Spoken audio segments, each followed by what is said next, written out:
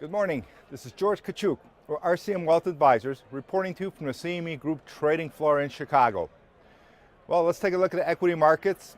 The bull market continues. This morning, the Dow's above 16,000. The S&P 500 touched about above 1,800s, backing off a little bit there. And the Nasdaq's knocking on the door of 4,000. So we got a lot of nice round numbers that the market's dealing with. Now, of course, a lot of people may want to call for a top at this point, but that'd be a little bit quick to the call. Let's take a look at what's going on underneath the hood. Basically, all the S&P sectors are also hitting new highs. You have the consumer discretionaries hitting new highs, the financial sectors, which lagged. If you look at the XLF, that's hitting a new high. Technology stocks, if you take a look at the XLK, that's hitting new highs. The industrials, XLI.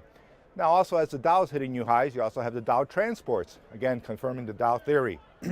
So, it's a pretty good market. Things are moving forward. However, it doesn't make it easy to get into some new issues because a lot of the leading growth stocks are pretty well extended. So it makes it pretty tough to getting into something.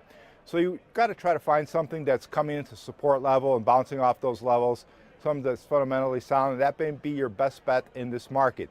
Meaning, although the market's running, you have to be a little bit of patience. Show a little bit of patience. Okay, so one of the stocks we've been accumulating right now and showing some good fundamental action in it, and of course some very good technical action in it, is Continental Resources, CLR. Basically, they're an oil exploration company in the Bakken region of North Dakota. They're one of the premier players in that area. Basically, they had about 300,000 acres a few years ago, and now they're up to 1.2 million acres. Now, what I like about this stock is funds have been accumulating the stock for the last straight 8 quarters. Now, also, the last 3-year average EPS growth has been about 40%. The last 3 quarters earnings per share growth has been over 70%. Last 3 years in sales revenues have coming in at an average of over 70%. Last quarter they surprised with a 85% increase in earnings and a 70% increase in sales. Oil production was up 38% last quarter, and the company says over the next 2 years they expect to continue production between 26 and 32%. So of course, these oil plays, they're always a little bit reliant on the price of oil. And if crude oil were to drop below $80 a barrel, it may make it a little tough for a company like this to be competitive and continue growing revenues. But at the current prices of crude oil, the company should continue to do well. Now, technically, why we like it, the stock broke out from the $95 level, ran up to about $120, corrected since then, came down to its 50-day moving average, right about 110. And it seems to be bouncing off that area, although the volume hasn't been overwhelming on the bounce. But right now it's trading about that 114, 115 area.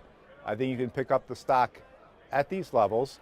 And of course, if it comes crashing through the 110 area, through the 109 area, I'd say, okay, maybe this trade isn't going to work. But you could kind of gingerly accumulate shares at these levels. And of course, if it can break out past the 120 area, the 121 area, it might be making new highs, and again, blue skies ahead, so it might even go even further. So, but like as always, don't take my word for it. Let price and volume be your guide. This is George Kachuk for RCM Wealth Advisors, reporting to you from the CME Group trading floor in Chicago. Have a great trading day.